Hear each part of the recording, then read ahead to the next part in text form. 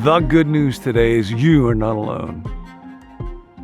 The hard news is sometimes it will feel as though you are.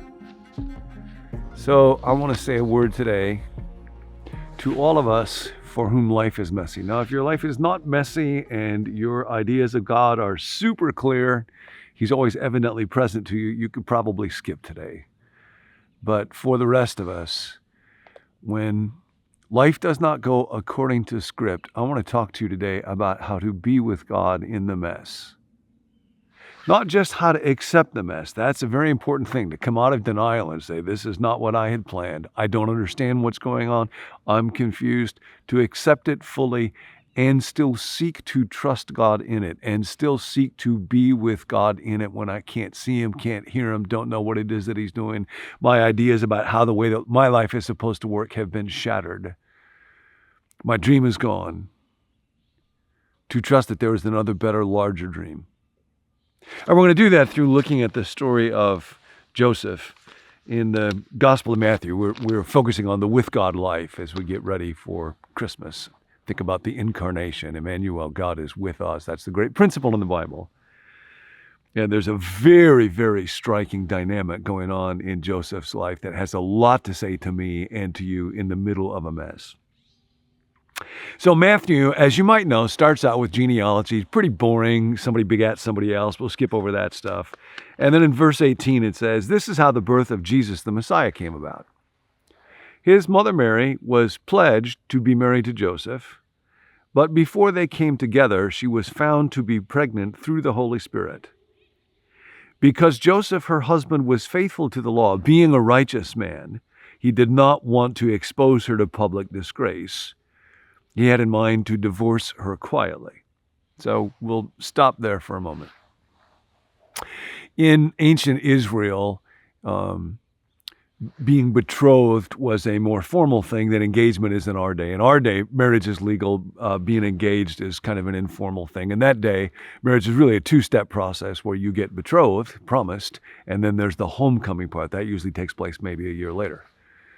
So it's a formal commitment when you are betrothed, and it involves, among other things, the giving of a ketubah, that is the bride price. And so Joseph would have received that, and then he finds out, before he is brought Mary to him, before they are consummated, that she's going to be pregnant.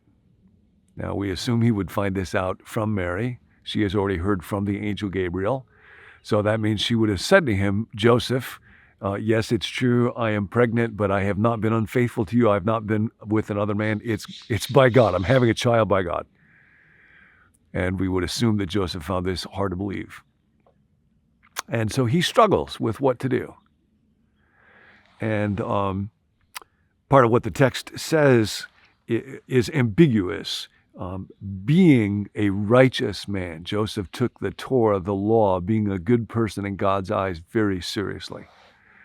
And the text uses what's called a circumstantial participle. Participles are ing words, crying, thinking, walking. Here it's being a righteous man. And when it's a circumstantial participle, you have to translate it depending on its circumstances.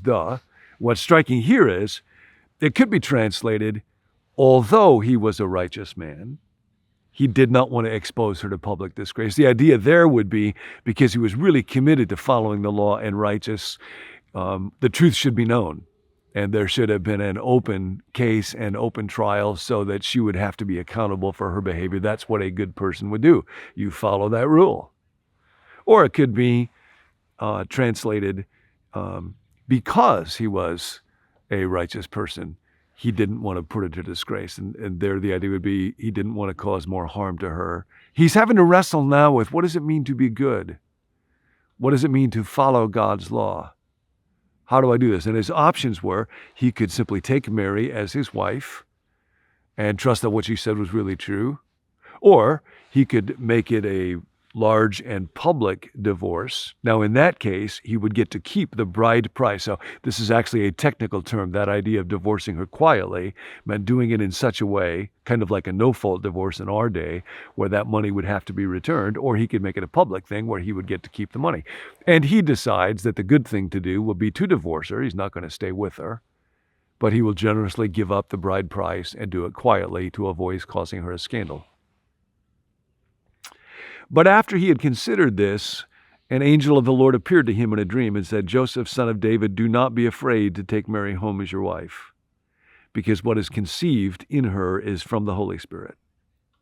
She will give birth to a son, and you are to give him the name Jesus. The father was to give the name to a child. Joseph would be, in this act, acting as now the father of this child, because he will save his people from their sins.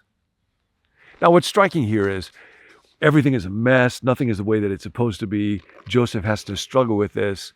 And God does not come to Joseph at the beginning of that process. Joseph has to go through all of the agony of trying to figure out what to do and being confused and upset and not understand. He has to go through all of that first. He lands on a plan of action, and God doesn't come until after that. Why? Why didn't God just come to him initially? Well, I think it is because God knew that Joseph, like you and me, would grow in the middle of a mess, in confusion and unknowing, having to struggle with these questions. What does it mean to be good? In ways that would have been short-circuited if God came to him initially. But when God comes to him, he actually says, Joseph, you have not chosen wisely.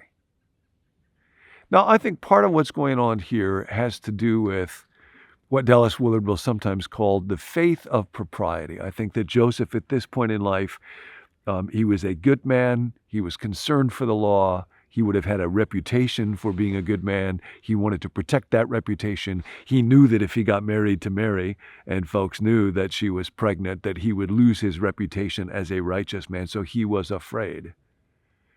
The faith of propriety, Dallas would say, is not a bad faith.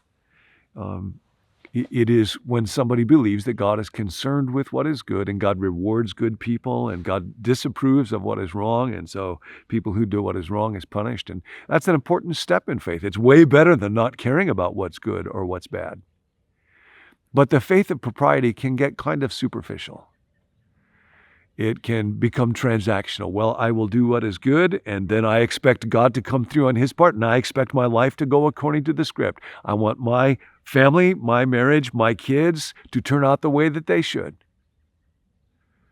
And often people will find that the faith of propriety works to a certain point until they suffer deeply. And then they find that life is not working out according to script. And then we have to find a deeper understanding of what it is that God is doing. How do I find God with me in this mess where I have lost my reputation? And my family looks nothing like what I thought my family was supposed to look like. How do I find God in this? Part of what happens in the faith of propriety is we often divide people up into us and them, good people, bad people. When I was on my honeymoon, one of us used a bad word, and the other one of us was shocked and appalled and didn't stop to think, maybe the one of us who didn't use that word had been involved in withdrawal and mismanaged anger that was cruel and controlling and unbelievably unloving, which is exponentially a more serious sin. That's like a violation of Jesus' ultimate law, love God and love people. But see, lovelessness isn't a good way to separate the world up into good and bad people, but people that use bad words, they're bad. People that use good words, they're good. And we tend to do this and see this all the time. Women are often quite vulnerable to this.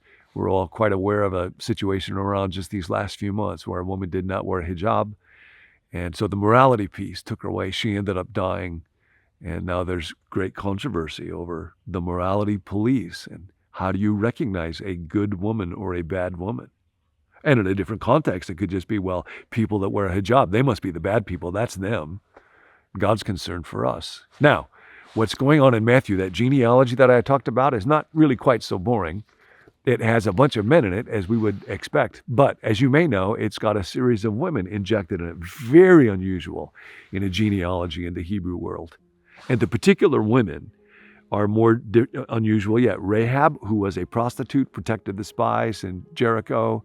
Tamar, who posed as a prostitute to get her father-in-law to impregnate her after he mistreated her when her husband had died and she was left destitute. Ruth, who was a Moabite, a person that had no business interacting with Israel at all. And then Bathsheba, who in a Me Too moment was widowed by David, who had her husband killed, and then David took her for an adulterous affair. Those are the women in the genealogy, the birth of Jesus. And that's God's way of saying, now a new day is coming when we're not going to stand on propriety anymore. And anybody who wants to can just come right on in.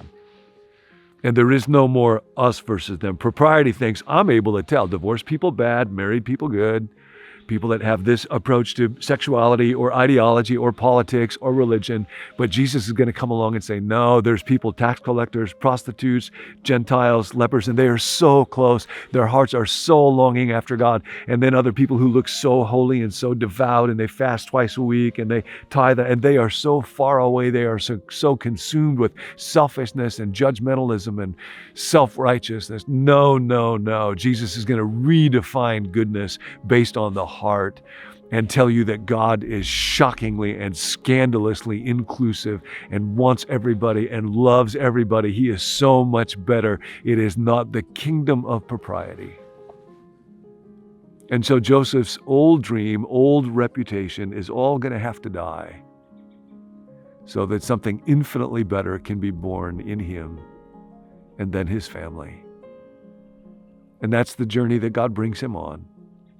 In his confusion and uncertainty and have to wrestle, he finds God. God finds him. Don't be afraid. God is way better than you had any idea. So, oh, dear friend, dear friend, dear friend, whatever the mess is for you, do not be afraid. You may have to struggle. You may be in the dark. You may be confused. It's okay. Jesus is coming. He is coming. He is announcing a new day. Be open and surrendered to him.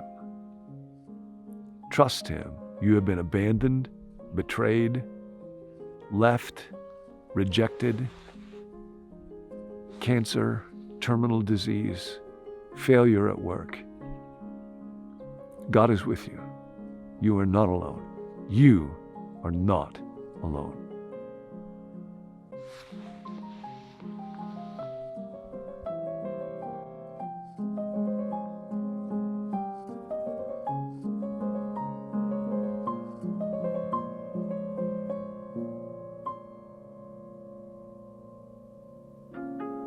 Hey, thanks for joining us. To receive a text alert when new episodes are released, you can text the word BECOME to the number 855-888-0444. You can also send prayer requests there, and we would love to pray for you. To receive the emails that go along with each video, let us know at becomenew.me/subscribe. Special thanks to Matthew Custer for the art and design for this series. See you next time.